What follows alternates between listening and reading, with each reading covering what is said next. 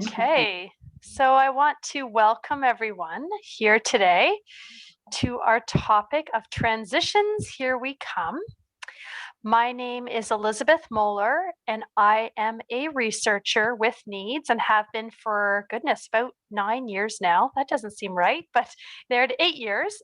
And I'd like to introduce my colleagues, Janique Gooden, who are on the call.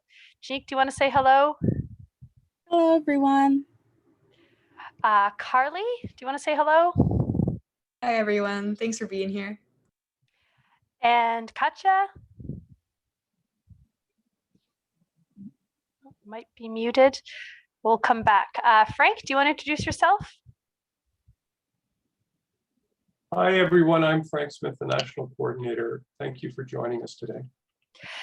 So before we continue with our presentation, I'd like to invite Carly to provide us with a land acknowledgement for today's presentation. Awesome. Thanks, Elizabeth. So as a settler on this land and on behalf of NEADS, I would like to acknowledge the Indigenous peoples of all the lands that we are calling in from today. Our so-called Canada is built upon the ancestral and unceded territory of the Inuit, Métis, and First Nations peoples that call this land home. These unceded and unsurrendered lands were often taken through violent, non-consensual means, and colonial violence persists in our society today. We stand in solidarity with Indigenous peoples across Turtle Island as they fight for their rights, representation, and recognition. With many of us being settlers on this land, it is crucial that we recognize our positions within oppressive structures and our roles and responsibilities towards reconciliation. Land acknowledgements like these are only a very small part of the lifelong, individual, and constantly evolving journey we must all take as we strive to improve relations between nations and to improve our own understanding of local Indigenous peoples and their cultures. To learn more about the land you are on, a link to native-land will be posted in the chat box below. Thank you. Thank you very much, Carly.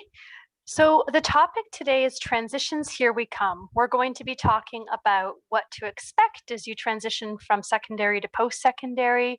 We're going to talk a little bit about how accommodations might change. We're going to learn about what funding is available for students and how to advocate. And it's my pleasure to introduce today's presenters. So I'm going to start with Paul. So Paul Cook is the Executive Director of the Learning Disabilities Association, London region, as well as an instructor, Faculty of Education at the Western University in both the pre-service and additional qualifications department, specifically in the areas of special education, exceptionalities, and inclusion. Paul is also a former administrator with the Thames Valley District School Board in both the elementary and secondary panels. He is the recipient of the CMHA Champion of Mental Health Award, Faculty of Education AQ Award of Excellence, and Thames Valley District School Board Award of Distinction 2015.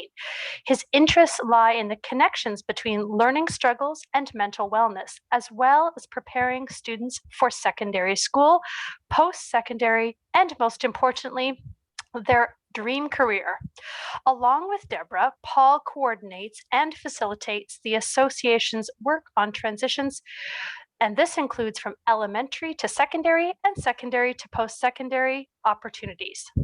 So thank you, Paul. We're happy to have you here with us today. And our other presenter is Deborah Reid. And Deborah has over 25 years of experience in the field of special education. She is a former resource teacher and educator with TVDSB in London, where she worked on several board initiatives, and was an instructor at Western University, where she taught additional teacher qualification courses in special education. Currently at LDA, in her role of parent support and advocacy coordinator, literacy coordinator, she supports parents by managing a parent support group and parent advocacy workshops. Following her design of the Moving Up Math and Read Up Start program at LDA, Deborah also manages and oversees both student programs and is the lead facilitator of LDA Social and Emotional Program. And along with Paul, coordinates and facilitates the association's work on school transitions. So welcome, Paul and Deborah. We're thrilled to have you today, and I'm going to turn it over to you. Thank you. And a big welcome to everybody as well. We're going to sort of share our PowerPoint presentation with you. And so I don't think we need to introduce yourselves because I don't think I've ever been introduced any better than that. So, Oh, so good. thanks, Elizabeth. You're very We'll welcome. we'll just head out. But just one thing about today and the group we're here, just this is going to be a sharing, let alone us telling something. And no doubt, looking around the room and the people that are here with us today has a variety of experience, and in many cases probably know more about some things than we do. But we're interested in sharing what road we've been down. Mhm. I'm just wondering if we could ask if people are from what province. Now, I was sort of listening to the chat, and I know some of you are certainly from Ontario. Can I ask someone to unmute themselves and tell me if they are not from Ontario and what province they might be from? Yes, I'm from BC. BC, Yay. excellent, yay. Well, we're going to talk about BC. UBC, yeah. Mhm. So that's great, Anne. Awesome. Okay, no one from Quebec today? Okay, all right, we do have a couple of slides for Quebec as well, but this really helps us focus. So Yeah. thank you. Okay. So one of the first things we often talk about with our students, and this goes back to some videos, oftentimes we're looking past into the future once they get through post-secondary education, which could mean a lot of different things. It could mean college, university, workplace. There are multiple sort of steps. Is often talk to students about this is not more about what your guidance counselor has suggested to you, the career you should have, but more about your dream says the direction you should go. And so this today is, we want to make sure that we don't take our foot off that piece. This is all about making sure that we pursue the dreams that we really want to pursue. So plans for today. Debbie. Paul, all I see is a blank screen. So I know. Oh, you're doing it on purpose? Yes, I am. Oh, okay. I just wanted Okay. to confuse you as much as possible because you had something else you'd like to say first. Okay, all right. I thought there was a technical issue.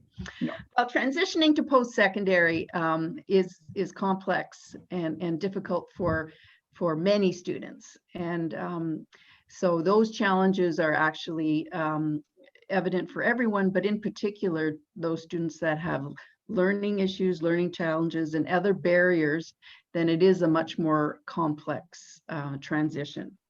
So we're going to focus on some of these aspects today. Oops, sorry, guys. So I think Elizabeth sort of chatted about this at the beginning, but we're going to chat about self-advocacy. We're going to look at some of the differences between secondary and post-secondary and what we know within the province. And like Anne said, in BC, she's pretty knowledgeable what goes on there. We're going to talk to sort of some recommendations for planning and organizing around accommodation. Also talking a little bit about when you contact the accessibility offices in universities, what kind of messages they're telling you regarding documentation, what's available, because things might be a little bit different. Chat about funding and bursaries and scholarships as well as we go today. Debbie. I still don't see the slides. How come I can see them? Oh, does everyone else see the slides? No, you see, that's what I'm telling you. Okay, well, okay, I apologize, guys, and I don't know what.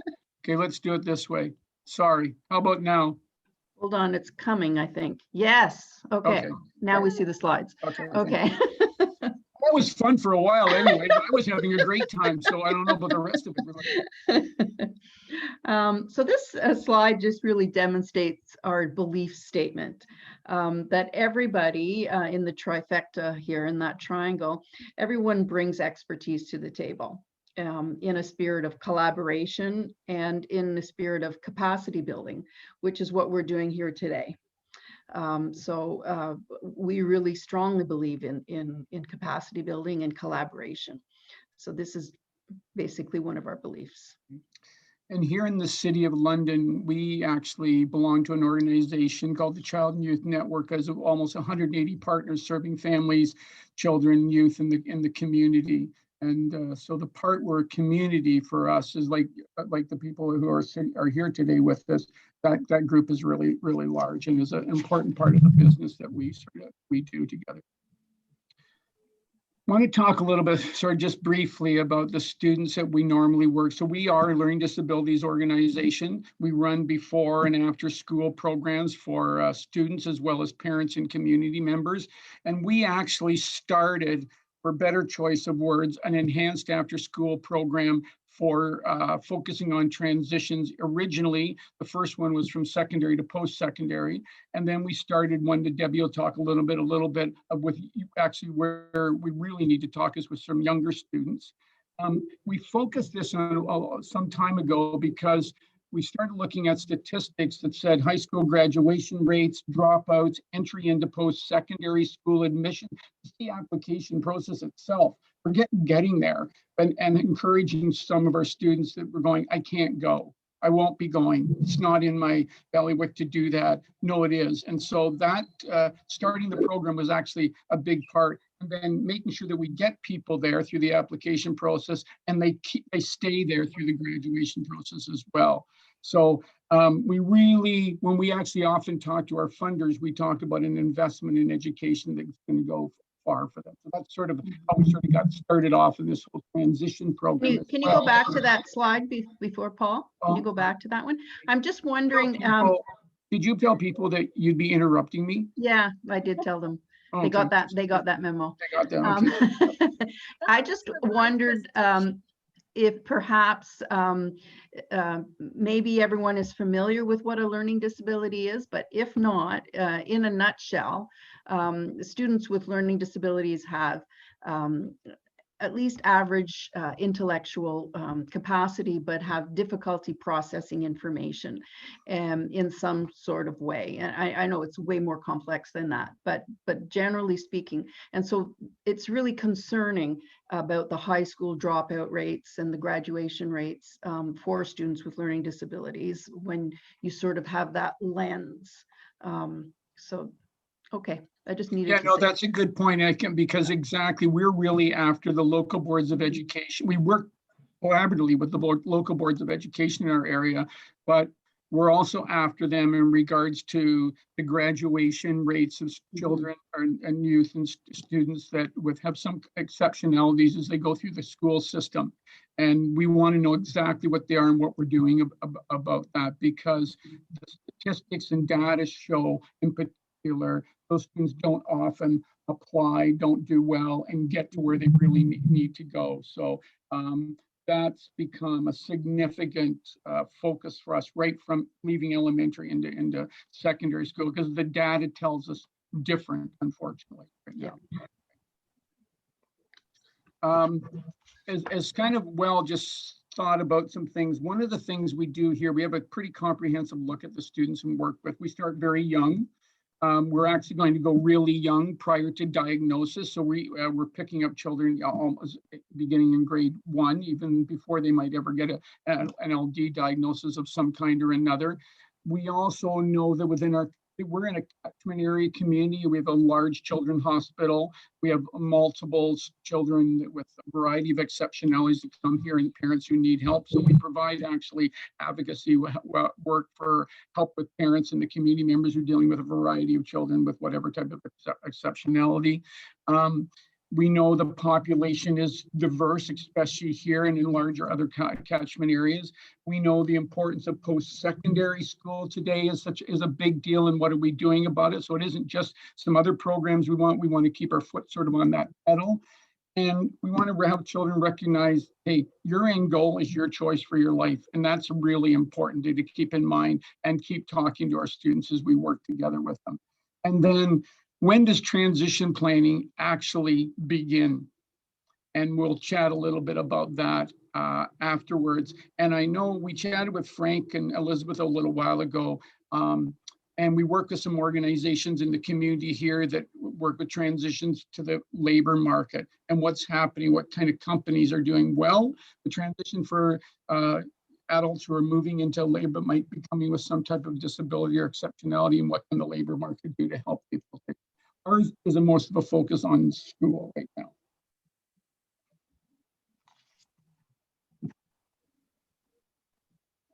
Can you see that slide, Debbie? Oh, yes, sorry, I'm just trying to read the chat as well. Okay. Yes, thank you, Anne, for that. So this is a slide from the regional, I call them the RARC. That is a really good resource, and this slide is good. It is a little bit, the information that I'm used to is a little bit, I think, more current than that. But basically, when you are in school, you're under the Education Act, although you still are also always under the Charter of Rights and Freedoms and the Ontario Disabilities Act. But the IEP in schools, it says here, it can be based on a formal diagnosis, but also they can be informal documents or informal IEPs. But really, as time goes on, this is being tidied up. And what we're finding is that IEPs are, for the most part, even in elementary and secondary schools, based on assessments of some sort. So even though there may not be a diagnosis, there's normally assessments that back up an individual education plan, because that's where you get your strengths and needs and your accommodations from those assessments. For students that are going on to post-secondary, it varies again by province for the documentation, but for learning disabilities in particular, they do like to see a psychometric assessment within the last 3 to 5 years. And in addition to that, they like to see it from an adult. So once you're 17 or 18, then it has more validity to them. The nice thing about when you are in elementary and secondary school is the information about your individual education plan is normally given to the teachers. So that's a big difference. When you're going to university, there may be a mechanism in place when you do have accommodations that your professor is told about those accommodations, but they might not necessarily know if you have or what is your disability.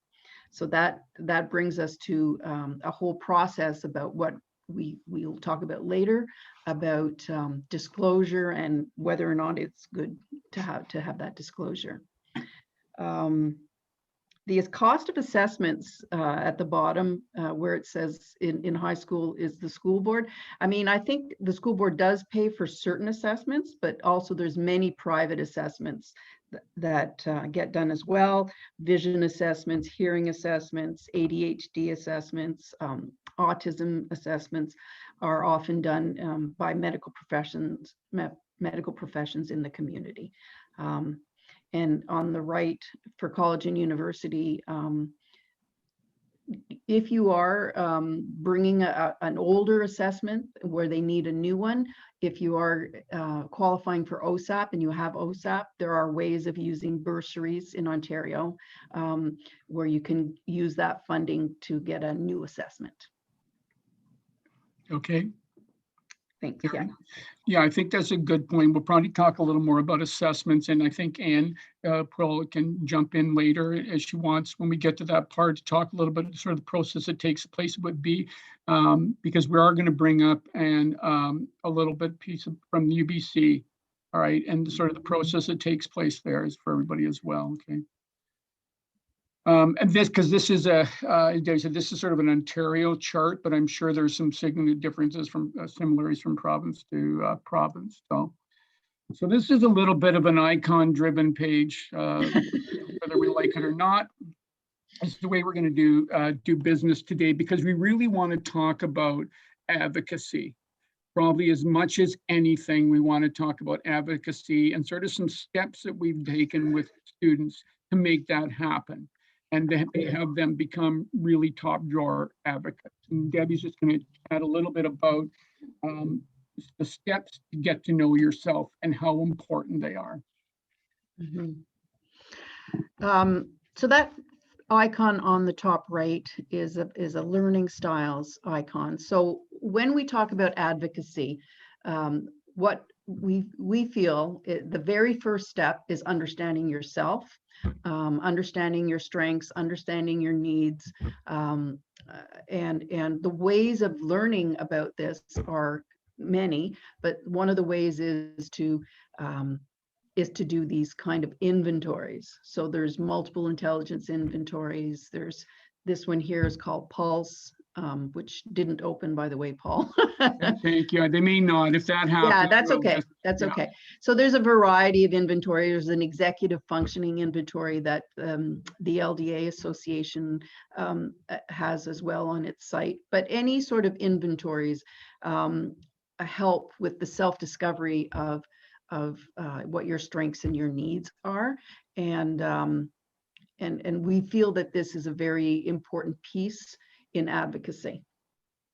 One of the pieces too that we start off, and I think the executive functioning piece oftentimes shows up in assessments as a deficit for kids with learning disability, but there are also skills that really are valuable to all of us, whether they're deficits or not. I'm going to hope that, are we still doing okay, Debbie? Yes, I think Okay, we are. thanks. I'm not sure if the next one is going to open up or not. Yeah, so Let's, yes or no? not yet. Okay, it might not then. That's okay. If it doesn't, it doesn't. All right. Okay. Yeah. But we'll chat a little bit about it anyways. We'll chat about IEPs. So we actually walk through, beginning in grade 7, which we'll chat about too, having the students really have a handle on their IEP.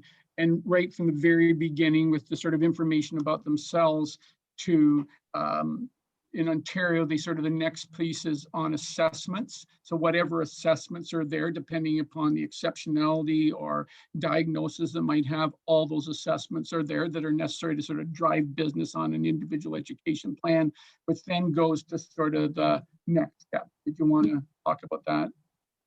Sure. The stepping stones to high school, that's basically our program that we run for grades 7 and 8 students going into high school. And we do run one for high schools going to post-secondary as well. But we do the stepping stones in the summertime before they go into grade 8 or before they go into grade 9. And what we do is we do those assessments and those learning styles, and we delve into each student's IEP.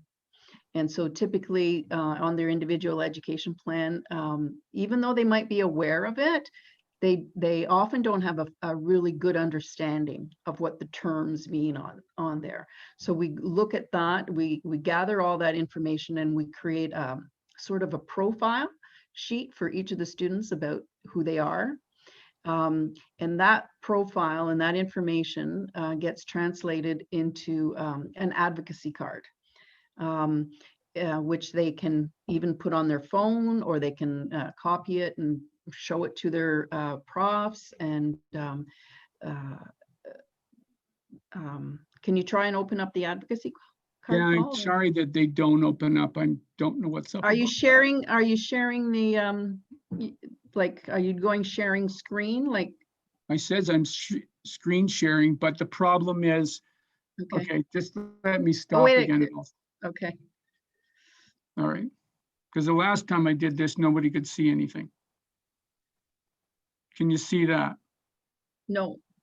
So that's what I mean. So okay. I don't know what's up with the program. Okay. So sorry about that. Maybe what we can do is just chat about them, and then like in the deck that we send out, we can just make sure that they're yeah, we'll have all that. And I mean, everybody at this table's seen an IEP, so and has so we're good with that. Yeah. I think for our students, oftentimes when they're in grade 7, they have never seen their IEP or heard or talk about. They might know they have one, but when they go to high school, they really need to be able to access that and then start with the sort of advocacy business right from grade 9 on. And it's interesting, I've worked with students right up to grade 12 or heading like top drawer students at school and in the community. And when I've asked them if they've gone and talked to their teachers about what they need and what's on their advocacy card, I've had our most brilliant ones almost bring the room to tears one time as he talked about the difficulty it was to go and talk to 2 grade 12 university level course teachers to say, hey, look, this is what I need from you. And we've actually had the same students come and present at symposiums for us. Yeah. Look, Very listen, powerful. want to do this, but it's not easy emotionally to do this. But what a great step getting them ready for university is where they're going, so they can make sure that they get to the places they need to go to begin to advocate and understand how it's going to feel. And they got to stand up, because once you get to university, then not that people are on your own. Yeah, but you're on your own, really. I mean, oftentimes through elementary and high school, your parents are there at times to help you out. But as you get on in high school, comes less. And once you get to university, you're going to be able to sort of be able to do this yourself with confidence. And the students that I've met and worked with that have gone on to college and university that have that skill, along with a couple other ones we're going to share, are going to be successful. Mhm.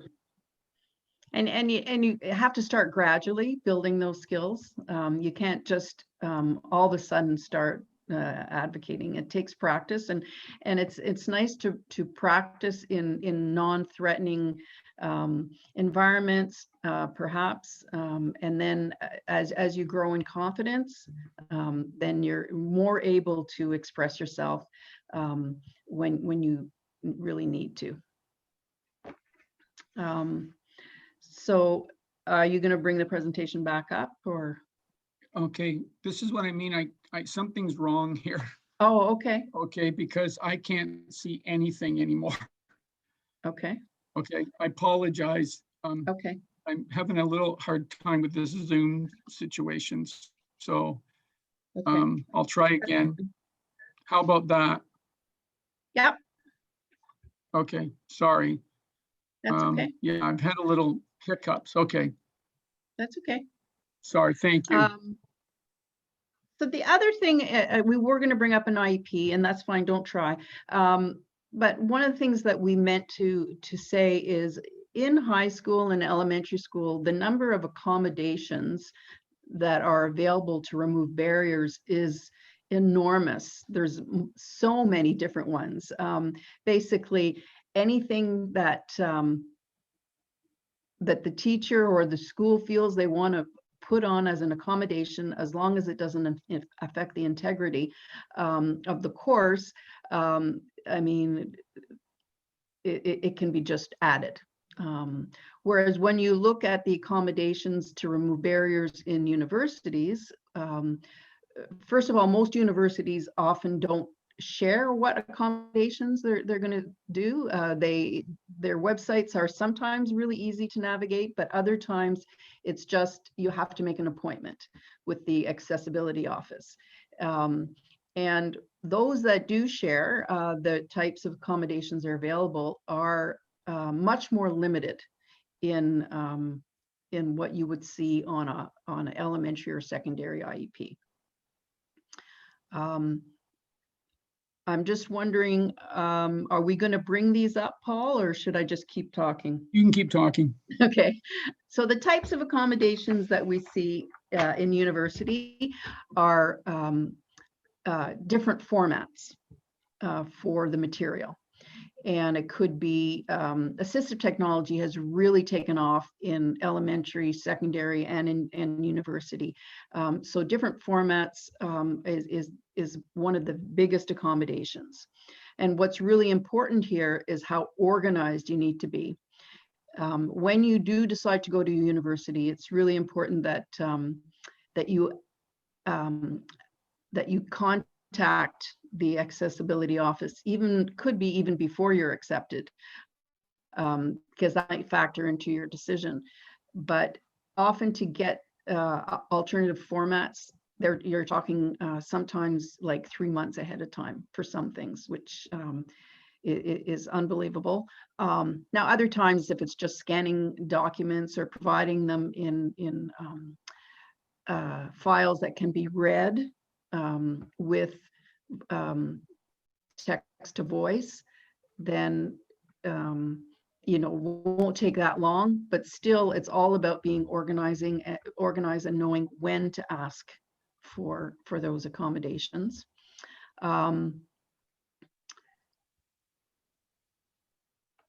obviously the accommodations for vision and hearing, those are also big accommodations that are provided. And extra time and exams is another big one that's meant a fair bit. So what we did, and Anna, can you see the University of British Columbia one now? Yeah, yeah. This is a really quite a good site. So what? Yeah. So a couple. You want to know?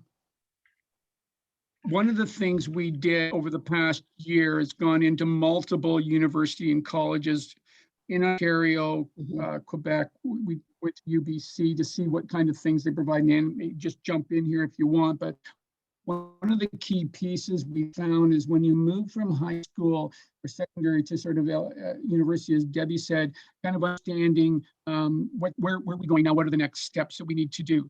And so one of them is once you know we have our students do searches before they ever get to pick a university and look at multiple ones going, what do I need to do if I'm going to go to that university? What's the contact process like? The name of the accessibility office that I'm going to see, what accommodations can they provide. One of the big ones, and I guess it's maybe a little more for LD, but maybe Anne can help us with this, is that oftentimes you need the most recent diagnosis would in many cases a psychoeducational assessment that's been done between the last 3 to 5 years, and provinces have sort of different rules on what that might look like. Maybe for others, and someone else wants to chime in here about that, but you can see that on every site we looked at, there was a documentation requirement. And I think that it didn't matter what diagnosis you had, there was still some documentation you needed to be able to provide, qualifications of the assessor they needed to be done, what current documentation you had, what ones that you might be updating. And with the people we work with here in London, work with one of the community colleges, Fanshawe College, as well as Western. In many cases, and where you can get Ontario student assistance, is that that money, if you have to have an updated assessment and haven't had one in a while, the college or university will help you get that. Sometimes you have to pay part of the cost or some of it. Other times the college or university may help you with the cost of doing that. But that's sort of one thing that really, a step that really needs to be looked at, so that you're not going into the accessibility office day one going, I'd like these accommodations, and having them say your documentation's not up to date. So it's a good check to first of all find out, do I have all the documentation I need? What is it they're specifically looking for? I've sent it ahead of time to the accessibility counselor. Now I can go in and going, okay, what's the plan? What do I have to do? What kind of accommodations are you going to provide for me? What kind of assistive technology do you offer? This is a really interesting thought about the assistive technology, because, for example, here in 2 school boards, if for voice to text or text to voice, they use Google Read and Write. We went around and talked to the college, and they're going, that's nice, but we use Kurzweil and Dragon. So it varies. And again, checking to make sure whatever it is that you need, they have. Or whatever, if you're taking your computer, you have a computer that's going to be able to access the resources and the documentations and the technology that you're going to be able to look at. Debbie, did you want, or Anne, did you want to jump in?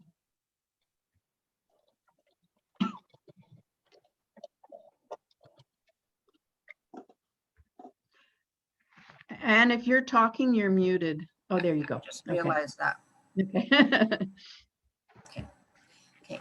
I did my education, by the way, Paul, through Vancouver Island University, but I am aware of UBC because I did my final dissertation on accessibility and accommodations for students in post-secondary schooling.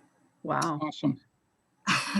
So I'm looking at this right now, and actually, yes, that is true. If they do get the funding, they can use the funding to get their papers up to date.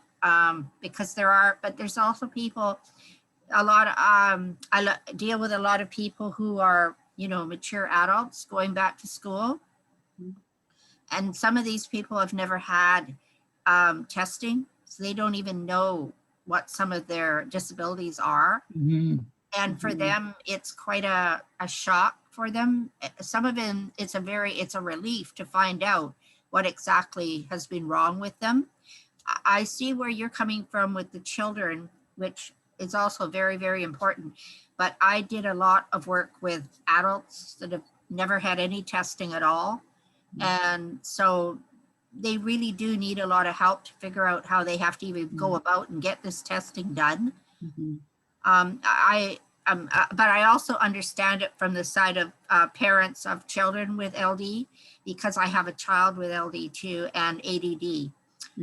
So yeah, it's that's basically what you've got up there for UBC is what's all across BC. Yeah. And you find that it's somewhat similar at every university. We're going to send you a list of resources for both UBC, but also ones in Ontario and a couple in Quebec that sort of outline how to access their accessibility offices and what kind of information they provide and don't provide for people. So it's interesting, in Ontario and in British Columbia, they do use the term accessibility office, whereas in Quebec, it's disability. And so, and even les enfants handicapés, so handicapped, they use that terminology, which I thought was well, very unusual to use that terminology, I would think today, but many of the sites still are using that terminology. So, excuse me, but I also mentioned that Athabasca University, where I took my master's, they also use access centers. Good. Yeah. Good to hear. Yeah, I think it's well, and I think Ontario may have used those in the past, but I think pretty much they've all converted over to be called accessibility. Yeah, every site we looked at did. It was accessibility. Yeah. So we talked our students going into the college university that once they're, well, we do a lot of work with them before they ever pick a university, but then once they do, you've accepted that to get in there as quick as you can and make an appointment so that you understand whatever the rules might be. And the other piece that's in talking to post-secondary students who get in and are there, besides the advocacy work or making sure that you have all the right documentation so you can get the accommodations you want. As Debbie said, they're going to look different than on your secondary school IEP, but universities and colleges are pretty good. Like I also teach at Western, and if I have students who need some type of accommodation or assistance, I'm going to get an email from the accessibility office, and they're going to say this student particular requires more time, double notes, electronic versions, whatever that might be. And not in, I would say maybe 2/3 of the cases, I'll hear from the students themselves. Now, this past year, that's been a little more challenging, but normally I'll hear from the students themselves, where the accessibility office will encourage the student to go and talk to their professor and instructor, of course. The other piece that stood out that we wanted to sort of emphasize today was once you get in, that's great. And you've done your accessibility office, you have the accommodations you want. And two things stood out when chatting with the students who were successful.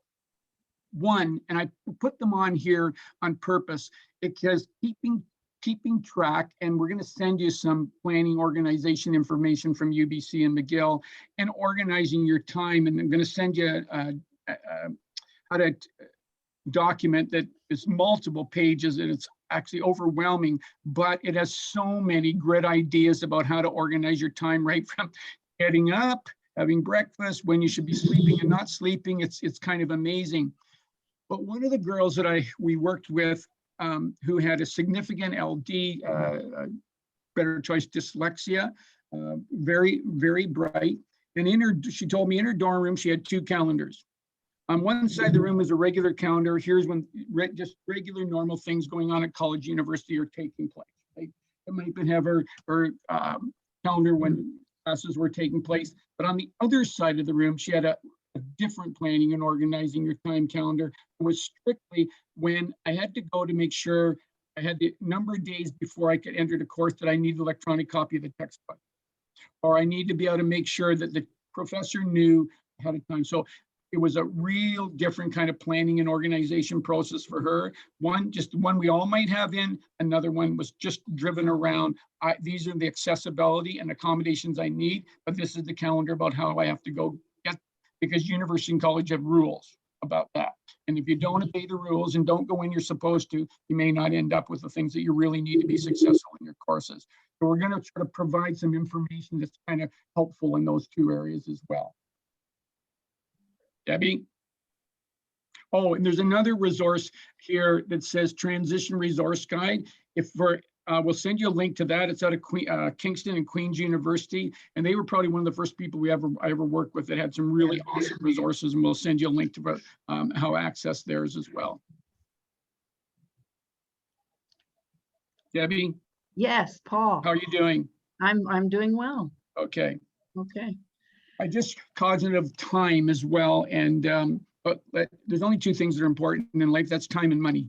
So let's talk about money for a minute then. On this page, and we'll send you this too. And would be great to hear for some other people who've accessed resources for funding, and whether it's scholarships, bursaries. But one of the interesting concepts, this is in Ontario, I'm talking to one of the community college accessibility officers, is that once you get in, apply for OSAP. And maybe in BC, they have a similar concept. OSAP's dependent upon you're making money, your parents making money, or in Anne's case, they're talking about adults who are going in and sort of what funds they're already coming with. It's all sort of driven by that. But the interesting thing about OSAP here is once you've applied for OSAP, and I don't care whether you get $10,000, well, geez, that would be nice, $10,000 or $10 or $100, it makes you eligible in many cases to access other bursaries, scholarships, especially around disability, which I hate using that word, but around disability, right? Because that's sort of the connection. It's OSAP first and then apply for the disability scholarships. And one of the things we did here, and we'll send you sort of example links to Western or some other places where you can go in going, here's the information on funding that can be helpful for it. Because oftentimes I've talked to universities and they're going, Paul, you can't believe the number of scholarships and bursaries that go unannounced, that we have sitting here with the money in it, but no one's ever applied for them. And the issue there is earlier the better. As soon as you find out you're going, and as soon as you can get in and get the accessibility office, go and see what kind of scholarship bursaries might be available. The same thing with the ones about, we put in here, Canada Grant for students with permanent disabilities or others, is to make use of any resources that you possibly can, because it's not getting less expensive today to go to college and university. It's getting more, and whatever little bit can help. I'm almost going to fall off my chair and faint. I have a 5-year-old, and I'm going, what will it be like when he goes? I hope he's got a job. Maybe he'll get one tomorrow and we can put him to work right away, because I'm sure it's going to be quite expensive when he goes. Any other thoughts from our people in our audience about funding or other resources they've used for help? Well, I did receive some scholarships during my BA, which helped. And there's also like various different community groups that have them. I received some from the Schizophrenia Society, CMHA here in BC.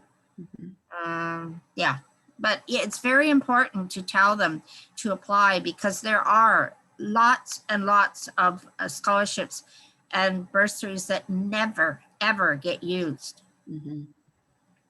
That's very, very important. Debbie, is there anything else you want to add? I know we skimmed through some things rather quickly today, but I can go back to anywhere you'd like. Okay, let's hear from Ashton. Ashton has her hand up. Okay. Oh, I'm just curious. Do you guys is there a directory out there for students with disabilities that are on a reduced course load, so they don't really qualify for a lot of the full-time bursaries or scholarships that are out there? That's a great question. Yeah, it is a good question. Sure, thanks, Ashton. You asked the toughest question none of us have the answer to. Lovely. I'd have to check with our I'm going to make a note of that because I've not been asked that question before. So it's like part-time students, you said?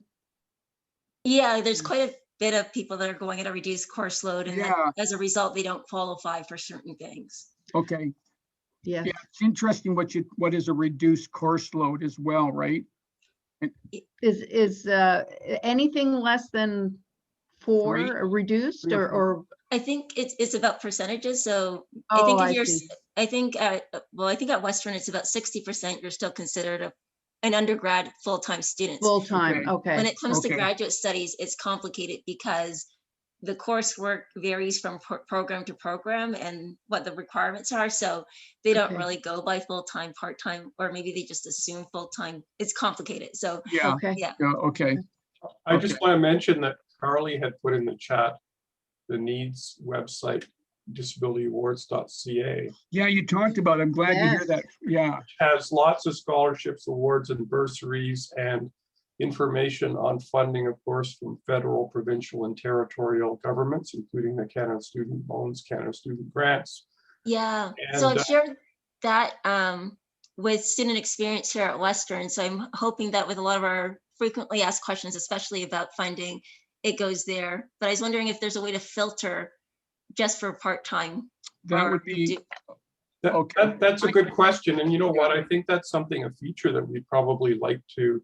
Mhm. I'm glad you made that suggestion. Yeah, that's good, Ashley. I agree. We're thinking about adding different features. One of the features we have currently, for example, is deadlines for different programs that including the NEADS Student Awards programs, by the way, which we have available. We have partnerships with Accessible Media Incorporated to offer 2 $5,000 scholarships in addition to the $1,000 to $3,000 NEADS Student Awards that we offer. We've got a partnership now with Canada Post to offer one $10,000 award. We Wow. consider, for the purposes of our program, students can be considered, with disabilities, can be considered studying full-time if they have 40% of okay. full course load. And that's kind of the definition that I believe still the Canada Student Loans Program is using for the Canada Student Grants for students with disabilities. But yeah, we're always looking for additional scholarships, awards, and bursaries to be added, funding from colleges and universities, from non-governmental organizations, and from, in some cases, foundations and private sector companies. So we're constantly adding content to that website. And we have about, well, anywhere between 4,000 and 6,000 unique visitors to disabilityawards.ca per month. But we're always looking for new content. And I take Anne's point seriously when she made the point of saying that, and you did too, I think, Paul, that there are so many scholarships out there, particularly at universities and colleges, where scholarships and bursaries are created after somebody passes away, for example, and nobody knows about them, right? It's very difficult. Like even one university might have 1,000 or more scholarships, probably a lot more than that, depending on the size of the school.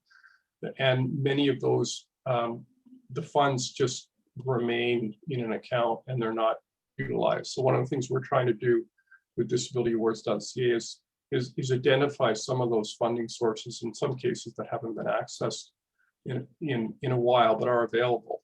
And we need to make that information. Yeah, Frank, it's interesting too. Debbie and I, over the last week, we've gone in to try to get ready for today to take a perspective across Canada and go into as many universities as we can to say, okay, what's up about the accommodations you provide? What documentation do you need?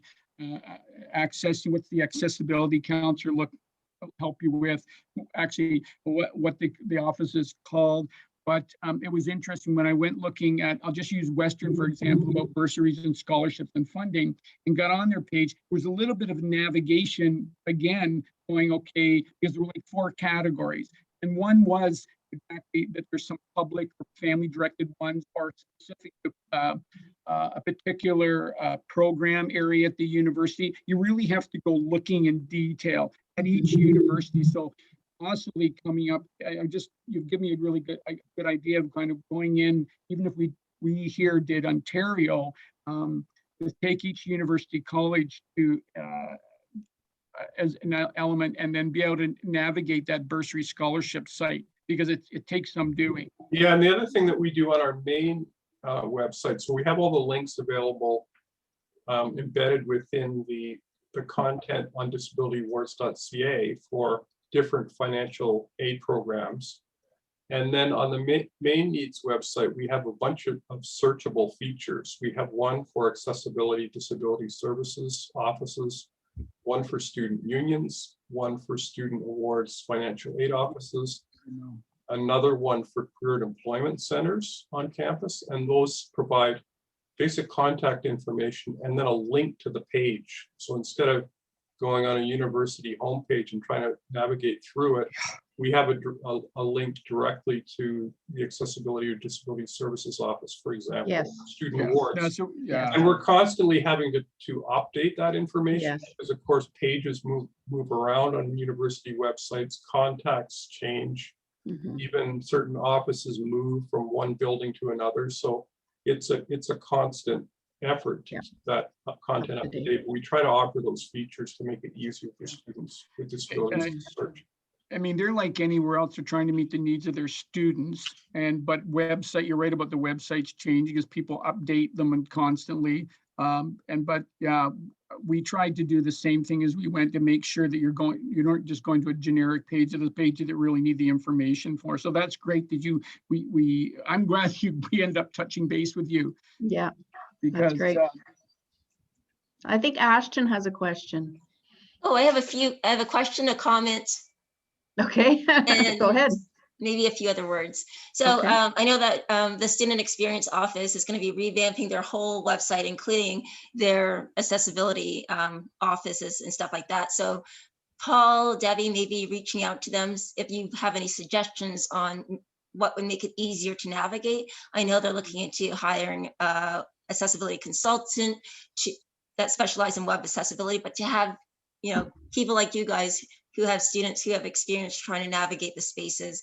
Yeah. I think your input would be amazing. So reaching out to Kim Miller or Wendy Dickinson would be, I'm happy to send you their contacts. Okay, that'd be also, great. I remember, I remember an undergraduate, when I was an undergrad, when I met with the Financial Services Office, there was a way to sign up so they can just match you with scholarships and awards automatically if you meet certain requirements. So I'm not too sure if that's a thing, because I remember receiving money for just getting a high mark in a class, but I never applied. I was just a part of this registry, and I'm not too sure if that's still a thing at Western, but maybe again, reaching out to the financial office to see if that's still a thing, and telling your students that, there's the accessibility office, but it's also good to make contact with the financial services office, because they may have access to things that may not be disability related, but do meet their needs. Yeah, that's a great suggestion. Yeah, and it's interesting too that you would have to do that. It'd be nice to go one place, one-stop shopping, and that you would get the links to everything. But I think that's because we had to go to two places to get the information we want. I mean, we didn't talk to the people at the accessibility office, for example, at Western or Fanshawe or York, but we went searching in both places. So I think that's a great suggestion. And when we did a program here in the winter with our own students who were going from high school to university, we actually did what I did today, had two different pages that we were doing. One night was, accommodation. One night was you're going to the finance offices. So yeah, that's a great suggestion. Yeah, and I think just one random bursary that I got when I was applying for my master's, I found out about the Kinsman bursary for my local area. So then all of a sudden I just start going to their meetings and I fit the criteria, nobody else was showing up. So I got that money. Awesome. So yeah, sometimes it may take a little time out of your day, but you meet some interesting people, and you get a scholarship just for being known. We've just denying the time too today and everybody's time. I just, besides the finance part, and we've tried to cover some of the areas that on this page that Elizabeth had asked us to, any other thoughts or questions, or those who are maybe have gone to college and university already, that on having your accommodations met, or any struggles you might have met, or things that worked for you? I just have one. Oh, sorry, Elizabeth. That were on our sheet, which is great. We had some pre-questions in case the audience didn't have questions, but you covered a lot of it, which is great. Elizabeth, are your volume's down? I can't quite. Can you hear me? I don't know why it's. Okay, that's better. That's better. That's better. Yeah, I was just going to say that you basically covered a lot of the questions that we had, which is fantastic. I just wondered though, one thing you mentioned, learning disability, sort of what that term was at the very beginning, and is if someone was labeled or I guess identified as gifted, is that a type of learning disability? Well, that's a really good question for multiple reasons. So it's not. In Ontario, there are 12 in the education system. There are 12 different exceptionalities.